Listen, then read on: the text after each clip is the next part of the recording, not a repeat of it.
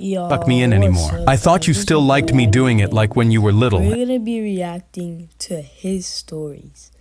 So I'm gonna go ahead and sub to him, and I wonder when he started his YouTube career. Alright, wait. When did he start?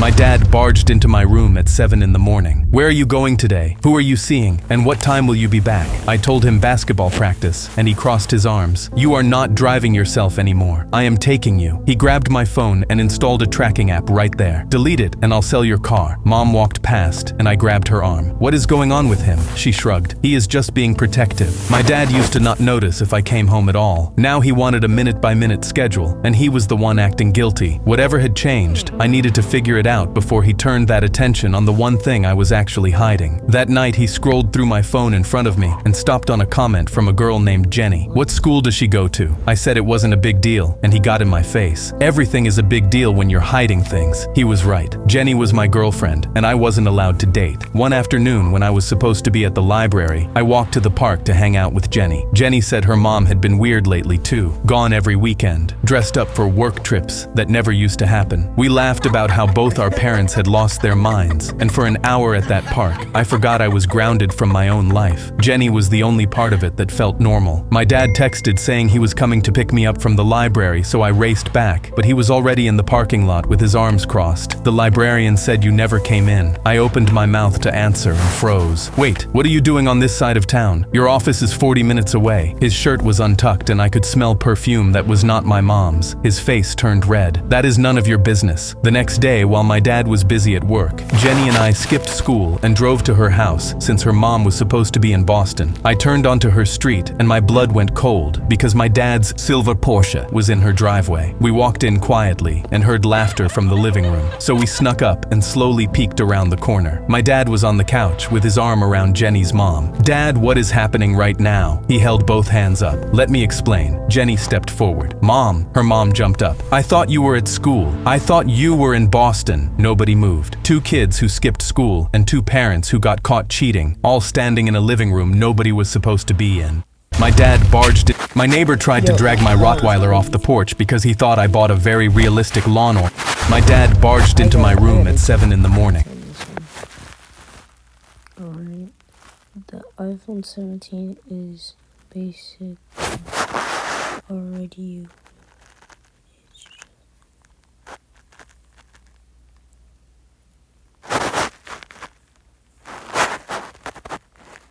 You know, I suppose me. Alright, really liking something.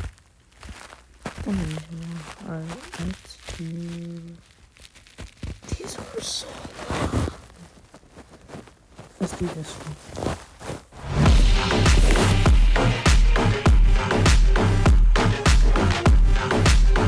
The way I heard it go down was that my teenage son, Jimmy Boy, was standing in the middle of the scorching hot desert with a gun in his hands, a man on his knees in front of him, and no way out of a terrible situation. If I had been there, none of this would have happened. The man on his knees was named Sal Vittori.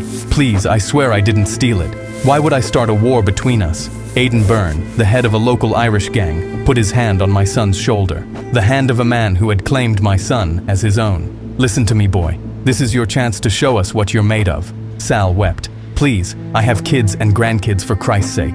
I never stole from your gang. Aidan's crazed, trigger-happy wife, Kaylee, stepped up beside them. Can we cut this one's head off and go bowling with it? Aidan laughed. Whatever you want to do, darling. Sweat poured down my lost son's face. His 17-year-old hands were shaking, and every part of him that was still human was in direct conflict with every part of him that just wanted to belong to something and be cool. My son stood up straighter and tried to dig deep and find what he thought was strength. He stood there for a long moment with the gun against Sal's head, and what I consider a miracle, he couldn't do it. His arm dropped. He stepped back and stared down at the ground in shame. I'm sorry. Aidan went ice cold. Then he did something that haunts me when I think about it. He put his hand against my son's cheek the way a father does, pulled him in and kissed him on the forehead. Aiden took the gun from Jimmy Boy's hands and passed it on to Kaylee. She took it with the manic smile of someone who lived to kill and got off on power. She pulled the trigger and emptied the clip into the rest of Sal just for fun. But they had literally no idea someone was watching, because behind a large rock 50 yards away, a man from the Rakodzi family saw the whole thing. From the angle where he was crouched down, Kaylee's smaller frame was hidden in front of my son's body. All he saw was a young man with a gun doing the shooting, and that's what he reported back to my handler, Lou Rakodzi. Lou called me immediately while I was waiting to see my doc. "I got one last job for you. My little brother Sal was just taken out by the burn gang." Lou choked back tears. I had never heard him like that. "I have a guy that told me some new recruit named Jimmy Boy did it. I want you to kill this Jimmy Boy fella and send a message. I'll pay you double your normal wage. This one's personal for me. You've taken good care of me all these years, so why not go out in a blaze of glory, right? That's the man I know." But before I even realized what I agreed to, Dr. Harding slid my medical file to me across his desk like he was handing me a parking ticket. "I'm sorry to say it, but the X-ray shows that your tumor has grown to the point of no return. There's no easy way to say this. You probably have a week at most to live." I stayed still, wasn't expecting to hear an expiration date on my life. "We could try another round of chemo if you want. Up to you." "Nah, I'll pass." I stood up. "It's been good knowing you, Doc. Just a warning, you might start losing your faculties before you go. Enough with all the good news." He grinned as I left. I drove to my ex-wife Lucy's place the next morning. She opened the door, saw my face and slammed it shut again. I stood on the porch and knocked until she opened up. "Listen, I know you hate me, but I got a week to live. Probably less." Lucy's eyes were red from crying as I followed her in. "Why do you look more sad than me?" She fixed herself a drink. "It's been 10 years. You really think I want to start opening up to you now?" She had a good point. I'd carried the reason for leaving like a stone in my gut for a decade, telling myself it was the only way to keep them safe from what I had become. "I just wanted to see you and James one last time. That's all." "Well, you're gonna have to go to the Irish pub if you want to see him and call him by his new name. Jimmy Boy." I dropped my glass. "Shit. You're crying because our son's trying to join the Irish Mafia? How did you know that?" "Don't worry about that. Why the hell didn't you stop him?" "Because he's completely out of control. Maybe if you had been around the last 10 years, he wouldn't be searching for a father figure." "And why do you care all of a sudden?" "Because I've been hired to do one last job. Kill our son." She dropped her glass. I walked into the Irish pub with the intention of learning what was what and who was who, then letting my gun do all the talking. I sat at a booth and ordered a drink when Aiden approached me in the way dangerous men do when they're deciding whether you're gonna be useful or just a problem. "How you doing?" "All right. You?" "I'm peachy. Thanks." Then the back door opened and Jimmy Boy walked in. I hadn't seen him in 10 years, and holy crap did he grow. He looked right at me, then looked away, not recognizing me at all. That one stung. He sat nearby and was wearing a Rams hat. "Rams fan, huh?" "Yeah." Even his voice had gotten deeper. "Have you always been a Rams fan?" "I love football." "Cool." Jimmy Boy looked at me like I was a weirdo, then walked off. Aiden glared, then leaned closer to me. "Why you trying so hard to talk to my son?" "Your son?" "Yeah. You some kind of perv?" I shook my head. "I'm getting a weird vibe from you, pal. I think you better see yourself out. I haven't finished my drink." Aiden got right in my face. "I won't ask again." His henchman, Connor, approached from behind me with a menacing stare. "It's ironic that you call him your son, since he's actually my son. By blood." Aiden sat back, waved Connor away, and smiled. Jimmy Boy turned towards me when he heard that and took a closer look. "My dad's been dead to me for 10 years. You have every right to hate me, but I just want a few words with you, that's all." My son's eyes darted at Aiden, searching for permission. Aiden gave it to him.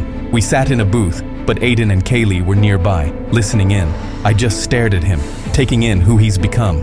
"Would you quit staring so hard? You're creeping me out." I leaned in closer to him. "You mind if we go somewhere private?" "Yeah, I do mind. Aiden and Kaylee are my real parents. They actually care about me." I covered how much that one hurt. "All right, so, how's school going?" "I dropped out in the 7th grade. I grinded my teeth." "Why'd you do that?" "Because I felt like it." "Take it easy with the attitude. I'm just trying to get to know you. It's way too late for that." "What was your name again?" I felt Aiden and Kaylee watching us from the bar, listening to every word. "Look, just give me a chance to make it right between us. Let's go and get a bite to eat and..." That's no. Alright, guys, bro, what's the...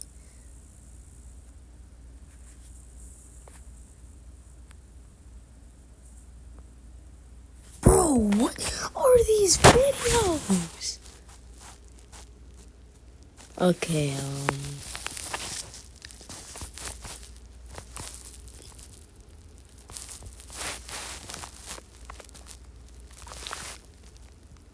yo, when did this guy start? Hold on, I'm gonna go to shorts.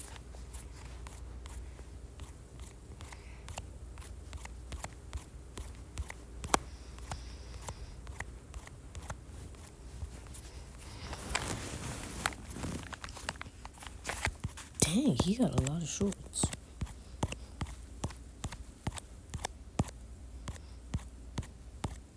Okay, this. A teenager tortured my dog for fun, then threatened to do it again. My dog had gone missing for a few hours, and when I finally found him, he was standing outside another house in my neighborhood.